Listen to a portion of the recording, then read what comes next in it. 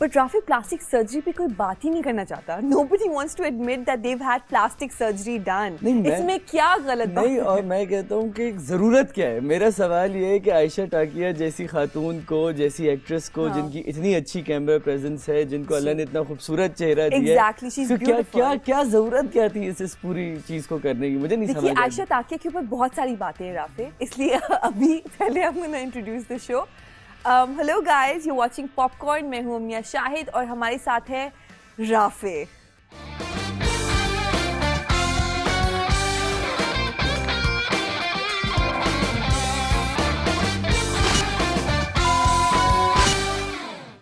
आयशा टाकिया जो है, she is one of my favourite people क्योंकि शी सो क्यूट एंड उनको ज़रूरत नहीं थी. राफी के साथ मैं अग्री कर रही हूँ, ज़रूरत नहीं थी उनको कराने की.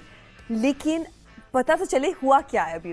राफी हाल ही में क्या हुआ that Ayesha Takia is married now. अब वो फिल्म्स नहीं करती हैं, लेकिन बहुत बड़ा गैप आ गया है. लेकिन अभी रिसेंटली उन्होंने काफ़ी कुछ आउटिंग्स की हैं and she is been posing a lot. And और रिसेंटली जो उनकी तस्वीरें सामने आई हैं राफी, मतलब हंसी आ रही है. I'm sorry Ayesha, but I loved you so much. पहले आपको ज़रूरत नहीं थी. Rafi is right.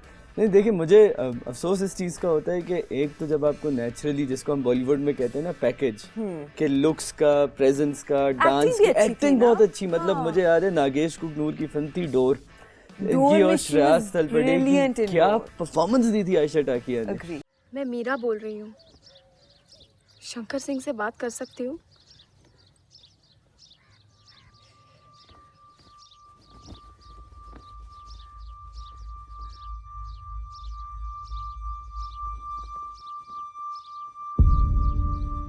अब मुझे तो लगता था कि उनकी जो ब्यूटी है या उनकी जो ओवरऑल प्रेजेंस है, वो सिर्फ एक एडेड फीचर है उनकी एक अदरवाइज बड़ी वाइब्रेंट प्रेजेंस का और एक एक्ट्रेस होने का.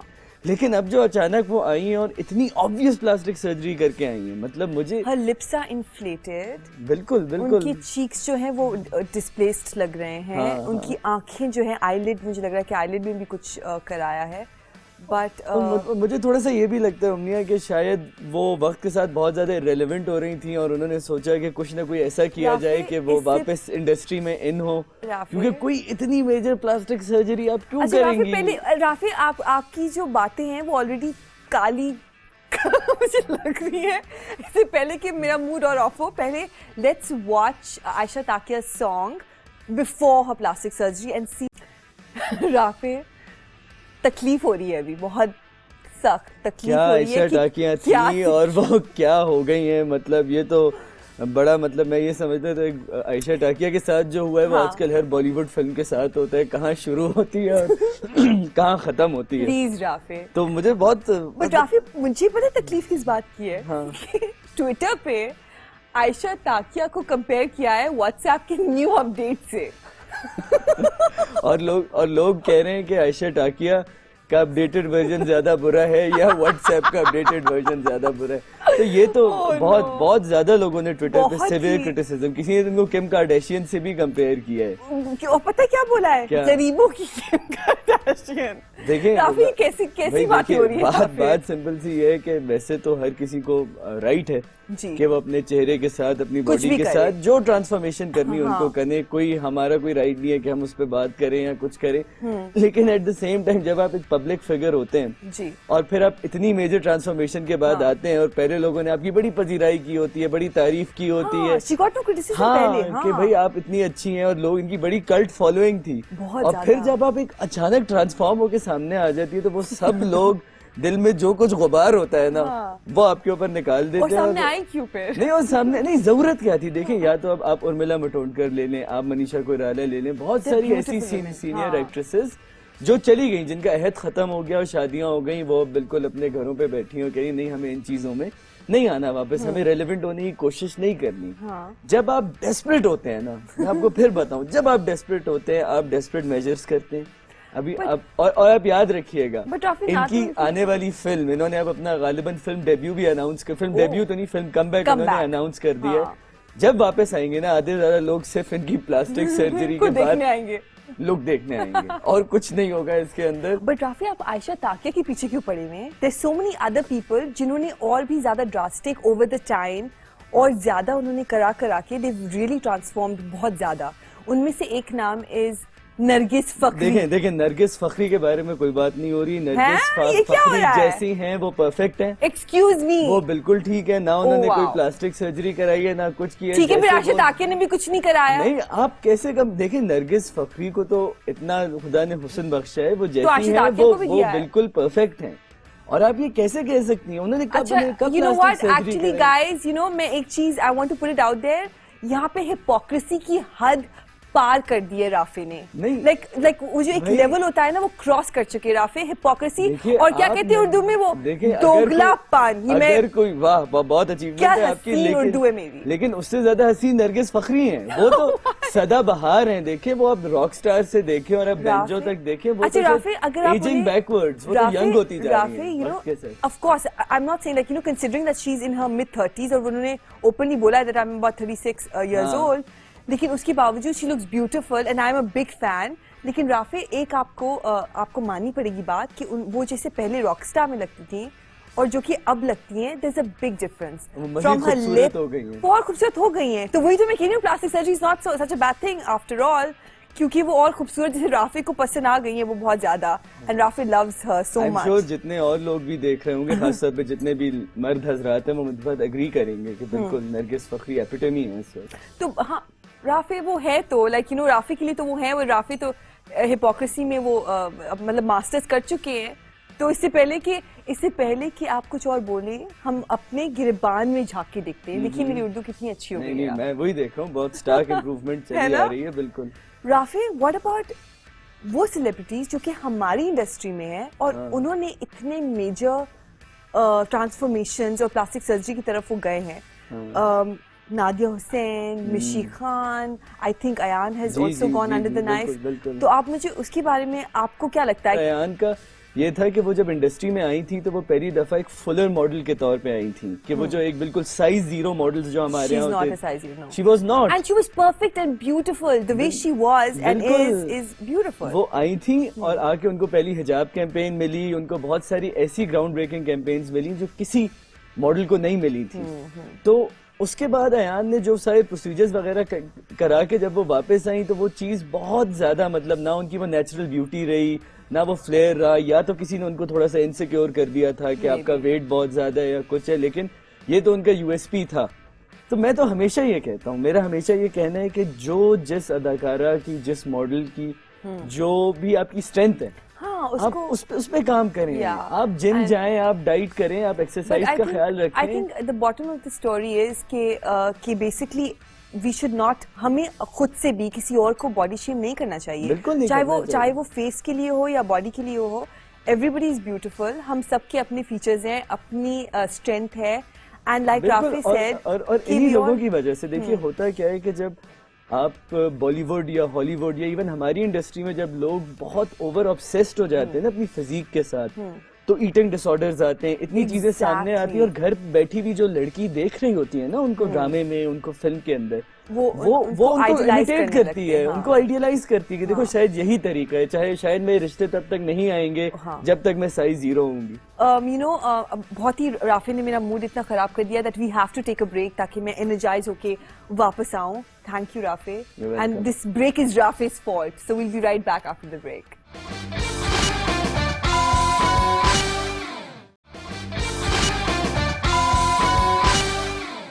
Hello guys, we are back from the break and now we'll be talking about the Oscars.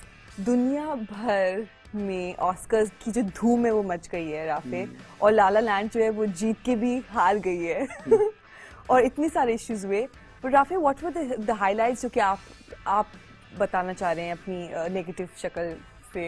नहीं, मेरे ख्याल से जो ऑस्कर्स की जो एक्चुअली हाईलाइट है ना, वो ऑस्कर्स में नहीं हुई। जो ऑस्कर्स का रिस्पांस है ना, बड़ा मजेदार रिस्पांस। नवाजुद्दीन सिद्दीकी जो आपके बॉलीवुड के जो एक्टर हैं, और फिर बाद में के मेनन, उन्होंने दिया। नवाजुद्दीन सिद्दीकी ने कहा कि बहुत अफसोस की बात है और ये बहुत ही शर्मनाक बात है कि बॉलीवुड ने ओम पुरी को ट्रिब्यूट नहीं दिया और हॉलीवुड ने ऑस्कर्स में उनको ट्रिब्यूट दे दिया। इमेजिन हॉलीवुड में like Om Puri was such a celebrated actor कि उनको इतना बड़ा ट्रिब्यूट मिला, और बॉलीवुड के अपने एक्टर्स के मेनन एंड नवाजुद्दीन वो खुद बैश कर रहे हैं बॉलीवुड को कि सेइंग कि हम लोग, उनका कोट है ना एक सेइंग दैट यू नो हमारा एक ईगो इशू है। बिल्कुल बिल्कुल। और देखिए अब बात ये है कि ये सब चीजें सामने आ रही हैं, ये चीज बिल्कुल क्लियरली आपके सामने आ रही है कि ओम पुरी की लेगेसी को भी बॉलीवुड या इंडिया इस वजह से नहीं सेलिब्रेट करना चाहता क्योंकि उनके प्रो पाकिस्तान स्टेटमेंट्स थे। बट नहीं राफे, देखिए ये चीज एक second,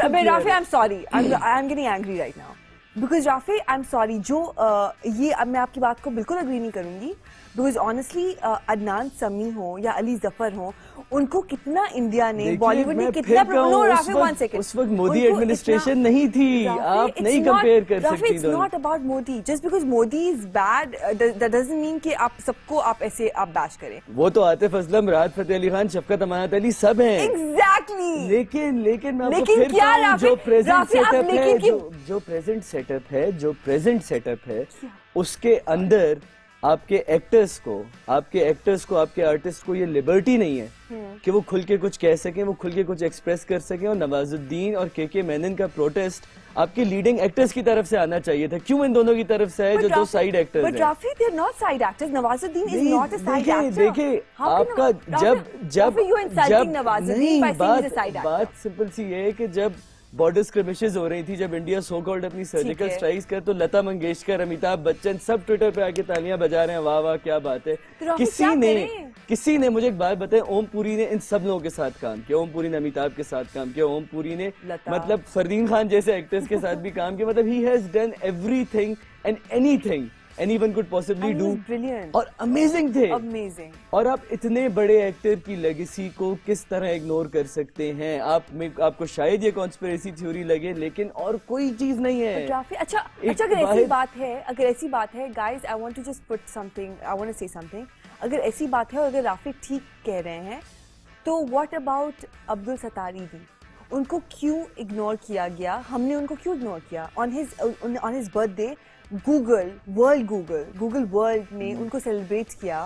His image is right there and I love it. I really like that image. I like going to Google now. तो पूरी दुनिया में अब because Google has celebrated him, सब लोग उनको गूगल करके देख रहे हैं कि ये है कौन, जो लोग उनको नहीं भी जानते थे।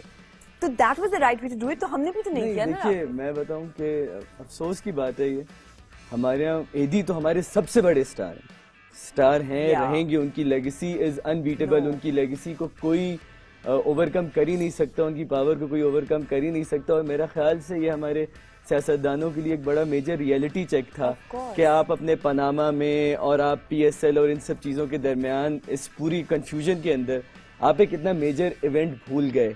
और कि कहीं भी आपको मेजर इवेंट्स कोई ऐसी चीज सेलिब्रेशन नहीं नजर आई। मैं पता क्या कहने की कोशिश कर रही हूँ कि हम सब एक जैसे हैं। India Pakistan we are all exactly the same, हम लोग भाई हैं। मैं आपसे ये कह रहा हूँ कि जो ओम पुरी वाला केस है ना, वो बड़ा इंटेंशनल केस है। मैं आपको सिर्फ ये कह रहा हूँ, हमारे यहाँ तो इतने मसाइल, इतनी चीजें और चल रही थी कि ठीक है हमने नजरअंदाज किया, हमने गलत किया, लेकिन वहां तो इतना बड़ा मतलब नवाजुद्दीन की बात यही है ना कि ऑस्कर ने कर दिया और आप कुछ नहीं कर सके। द पॉइंट इज कि पाकिस्तान भी भूल गए ईदी को, इंडिया भी ओम पुरी को भूल गए। तो फिर खत्म करें इस बात को प्लीज। क्यों हम लोग क्यों आप बाल की खाल निकाल रहे हैं? बात देखिए, मुझे 3 मिनट उर्दू बेहतर हो गई आपसे लड़ के। सिर्फ इतना कह रहा हूँ कि जो दोनों सिचुएशंस हैं वो थोड़ी सी मुख्तलिफ हैं। यहाँ पे पाकिस्तान के पास इतने मेजर इश्यूज और चल रहे थे, राफे आपके मेजर इश्यूज चलते रहेंगे। I have to take a break, I am sorry guys. Rafay always, वो हमेशा मेरा मूड खराब करते हैं, इतनी मुझे तकलीफ हो रही है अभी और फिर से मुझे ब्रेक लेना होगा। We are gonna come back after break and I hopefully he will have some good things to से।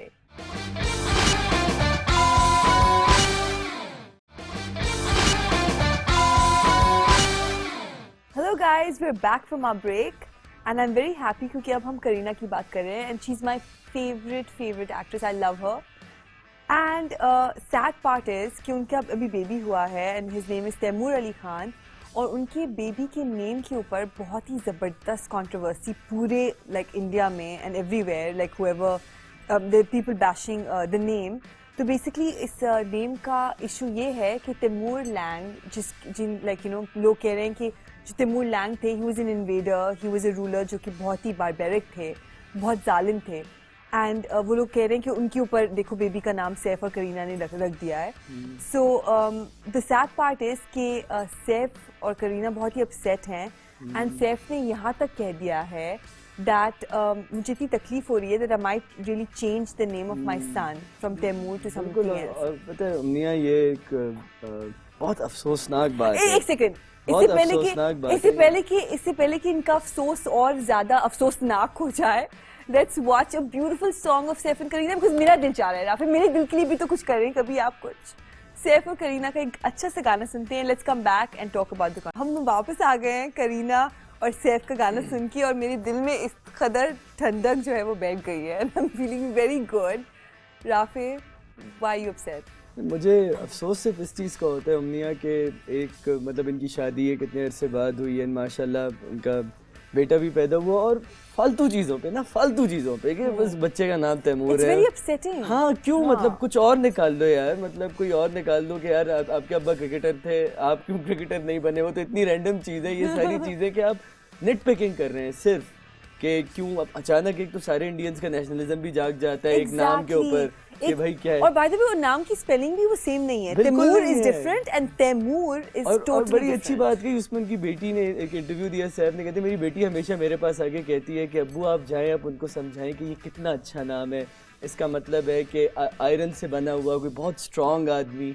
उसके बाद भी अगर आप लोगों को एक्सप्लेन करना पड़ जाए ना ये चीज़ इतना कि अपने बच्चे का नाम, मतलब ऐसे क्या होगा आपके, मतलब न्यूक्लियर एसिड्स आपको कुछ हो जाएगा आपको क्या, क्यों? आई डोंट गेट दिस, मुझे नहीं समझ आती. बट सो सैड कि Saif instead of paying attention to his movies, and भाई रंगून अभी रिलीज हुई है, सो मच हैज हैपेंड, तो वो बिल्कुल अपने बेटे के नाम के ऊपर like his entire focus is just on that now. मुझे तो लगता है कि इसमें वो एक दफ़ा शाहरुख खान ने बड़ी अच्छी बात कही थी, और इनफैक्ट शाहरुख खान को इस कंट्रोवर्सी का भी हिस्सा बना दिया गया. तो हम उस बात में मैं बात पे आऊँगा, क्योंकि सैफ अली खान ने कहा है इसमें कि अगर बाप का नाम तैमूर था, जो तो तैमूर लैंग थे, तो बेटे का नाम शाहरुख था.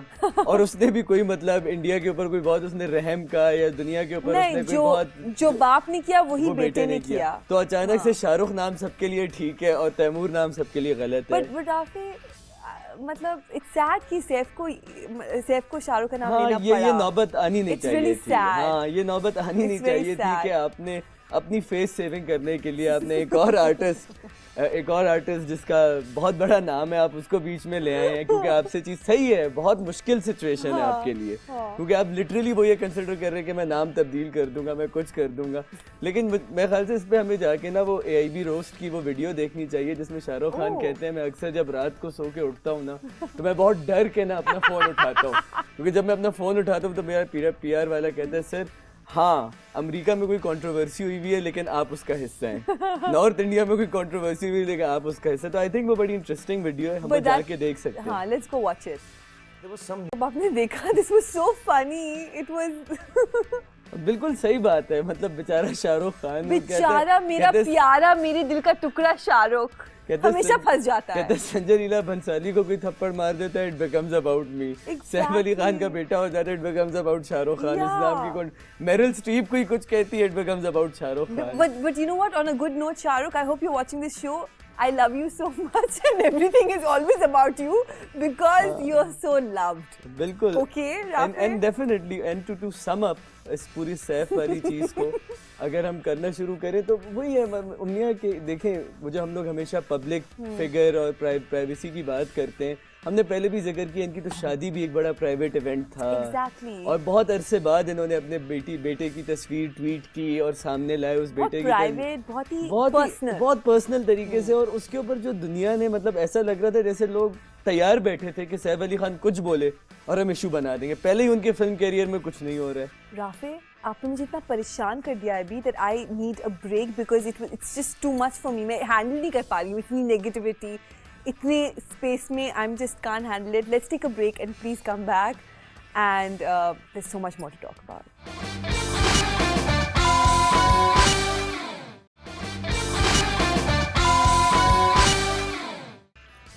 guys, we're back on Popcorn and tonight we have something very special for you guys. जी, आज जो हमारे दोनों गेस्ट्स हैं, वैसे तो वो एक आने वाली फिल्म, पाकिस्तानी फिल्म मान जाओ के लीड एक्टर्स हैं, लेकिन उसके अलावा दोनों के बारे में कुछ चीज़ें बड़ी स्पेशल हैं। स्पेशली जो हमारी लीड एक्ट्रेस हैं नाज नौरोज़ी, ईरानियन ओरिजिन है, ईरान में पैदाइश हुई, यूरोपीय मुख्तलिफ ममालिक में वो पली बढ़ी, वहाँ से बहुत चीज़ें सीखी और अब she is a leading super model in Bollywood.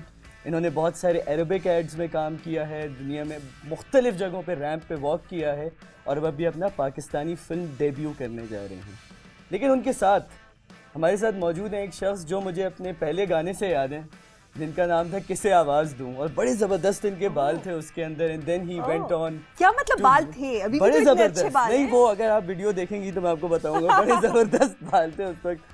उसके बाद वो बॉलीवुड गए, उन्होंने मुख्तलिफ एड्स में काम किया, मुख्तलिफ फिल्मों में काम किया और अब अपनी पाकिस्तानी फिल्म का डेब्यू करने आ रहे हैं अदील चौधरी। बट मैं जैसे अदील को जानती हूँ, वो इसलिए जानती हूँ बहुत स्पेशली क्योंकि he was the first Pakistani to share a frame with Shahrukh Khan and वो एड वाज अमेजिंग। और इससे पहले कि कोई भी कुछ बोले, I have to see that ad ताकि मैं अपने आप को खुश कर सकूँ थोड़ी देर के लिए। So let's watch the ad quickly and come back. We are back and now we saw this amazing commercial and you looked amazing. Yes. और मुझे जो सबसे चीज़ सरप्राइज कर रही है नाज के बारे में, that she is multi language. इनको मुख्तलिफ ज़बानें आती Wow, हैं। कौन सी ज़बानें? इनको जर्मन आती है, इनको फ्रेंच आती है, हिंदी आती है, फ़ारसी आती है। सो शुमा खानम खूब चतुर हस्ते। You know Farsi? I know Farsi. What? How does he know मैं तो Farsi? कोयटा में पैदा हुआ था, मुझे तो आती है, पर क्या आपको उर्दू आती है? जी बिल्कुल आती है। तो कैसा है अभी तक का आपका सफ़र कराची आने का और इस फिल्म में काम करने का, अदील के साथ काम करने का?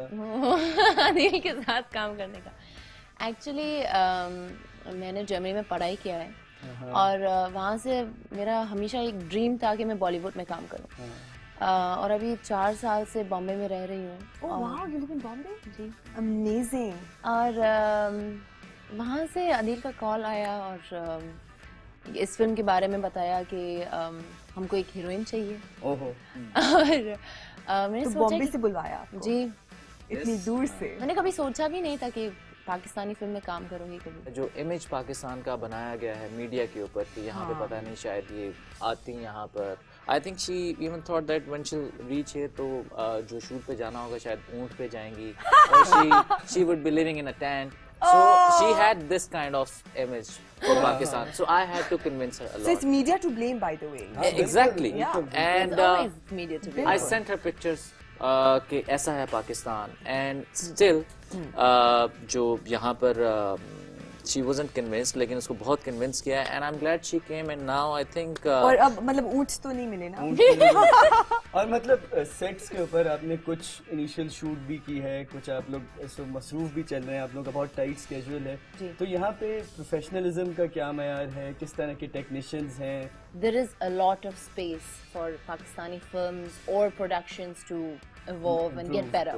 Yeah, there is space, but still I think we are going very well. We have an amazing director on board. हमारा DOP भी बहुत अच्छा है, बहुत अच्छा है. These things are very important. I think वही है, जितना आप गुड़ डालें, जितना पैसा डालें, उतना अच्छा होगा। आप उस तरह की फिल्म इंडिया जैसे यहाँ पर भी बना सकते हैं, it's not difficult, but the point is आपको रेवेन्यू भी तो चाहिए ना। अब देखिए, अब आपने इंडियन फिल्म की बात कर दी है, तो मुझे आपका वो गाना सुनना है, which is one of my favorite songs from the movie Kismat Connection. Oh my God, what a song! Yeah, it's actually one of my favorite It is? songs. It's my favorite too. Yeah, so So let's watch it before anything. I'm sorry, I have to watch the Adeel song. कहाँ से evolve हुए हैं जरा actually देखते हैं। how I saw it. Let's watch the fabulous song of Kismat Connection. From the song and I'm still dancing. Like what a song! और बड़ी मज़ेदार बात ये जो मैं पहले भी कह रहा था कि ये अदील के उस पास्ट का गाना है जब अदील बॉलीवुड गए थे और Exactly. बड़ा उनका एक ड्रीम था और उसके बाद चीज़ें बड़ी तब्दील हो गई हम सब के लिए। तो अगर आपका करियर लें, एक बड़ी इनिशियल स्ट्रगल भी रही, फिर बहुत सक्सेस भी रही और अब आप पाकिस्तानी फिल्म करने जा रहे हैं, क्या मतलब लेसन क्या आपने इस पूरी चीज़ से सीखा और इस वक्त एंटरटेनमेंट इंडस्ट्री में क्या ऐसी चीज़ें हैं जो यंगस्टर्स बेहतर कर सकते हैं? पहली बात तो ये कि there's no shortcut to the hard work and success जो है। लोग समझते हैं एक्टर्स या जो भी है उनकी फिल्म आती है वो अच्छा ये अभी आया और हिट हो गया, बट दे डोंट नो कि इनकी स्ट्रगल कितनी है। I started in 2008 or 2009, that's when I started my career because I'm professionally a dentist. So I finished my degree and then because मेरे जो पेरेंट्स थे वो चाहते थे कि मैं डॉक्टर बनूं, जैसे पेरेंट्स चाहते हैं या डॉक्टर या engineer, he can understand it very well. I went to King Edward. And it's one of the top notch universities. King Edward is like, it's great. It's the best it's the in best. Pakistan. तो वो करने के बाद मैंने अपना जो सफ़र है, क्योंकि मैंने अपना जो सफ़र स्टार्ट ही मुंबई से किया, मैं यहाँ से कमर्शियल करने वहाँ पर गया, that's when I sign Tips और उनके साथ फिर गाने and all these things happen. काफ़ी कॉमन चीज़ें हैं, Mumbai is a very common factor आपके भी उसके अंदर सफ़र के अंदर। तो आपने दीगर मतलब जैसे हमने बताया कि आपने अरबिक एड्स में काम किया, यूरोप में आपने काफ़ी फैशन शोज़ भी किए, मुख्तलिफ चीज़ें की, तो क्या ऐसा एक्सपीरियंस है जो आपने सबसे ज़्यादा इन्जॉय किया मुंबई में या यूरोप में? क्या चीज़ and which you think that may be we can someday do it in Pakistan something? Actually सबसे ज़्यादा एंजॉय मैं ट्रैवलिंग करती हूँ। ये हाँ, क्योंकि when I work right, Of course. Everyone loves travelling, Everybody does. तो लेकिन अभी बॉम्बे में सबसे ज़्यादा क्या एंजॉय किया है ये तो मुझे सोचना क्या एंजॉय? क्योंकि it's not an easy city. अच्छा, इट्स नॉट। और काम करना भी बहुत मुश्किल है। लेकिन मुझे मूवी के बारे में सुनना है। I want to know your character. I want to know your character. What is this movie? So this film, it's a rom-com and Rafi's favorite बहुत genre. मुझे तो rom-com इतना I don't think so. I don't think so. So, But I like them. yeah, I'm like कोई लड़की भाग तो नहीं जाती इसमें? Oh my God. we can talk about We can't talk about that. ये जो फिल्म है अच्छी फिल्म है और इसके लिए आपको दिमाग जो है राफी सिनेमा में लेके नहीं जाना, नहीं, बस दिल को बस लेकर जाना है, एंजॉय करके वापस आना है और अच्छा से रिव्यू लिखना है, बस ये करना है, इससे ज्यादा और कुछ नहीं करना। मुझे लगता है कि हमारा जो डायरेक्टर है, it's a very well knitted film, it's a very cute, short and simple and straight from the heart. So I think कि हम सब रिलेट कर पाएंगे। रिलेट कर सकते हैं।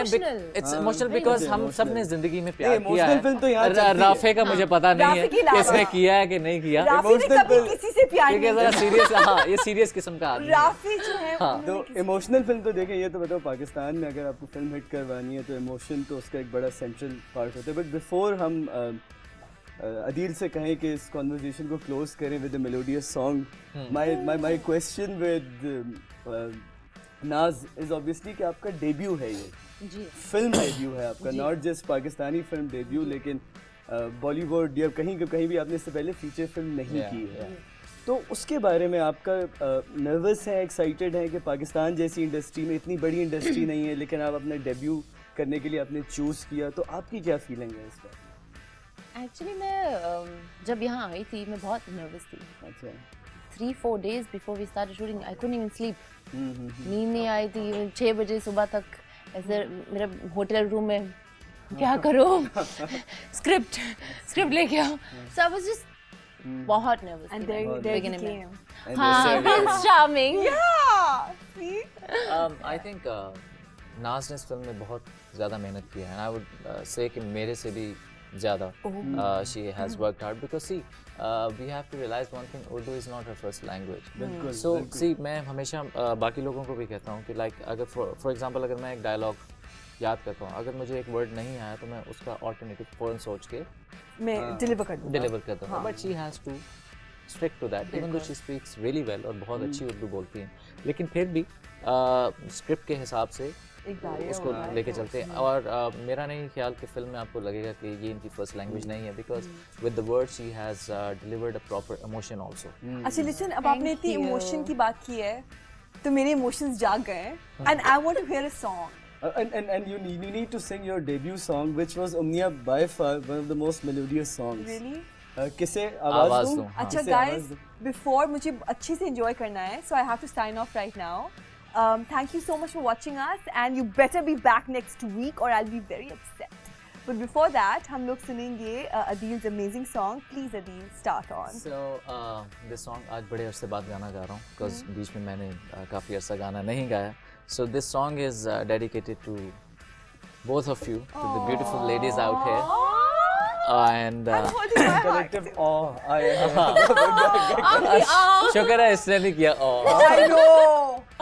तब तो Okay. मेरा हाथ फेल हो जाता. हाँ. So it goes like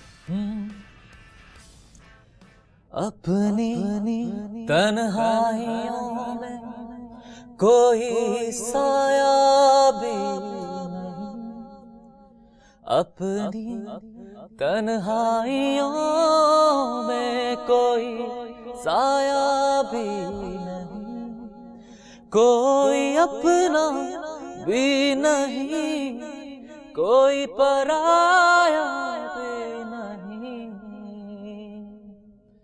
किसे आवाज दूं, किसे आवाज दूं, किसे आवाज दूं,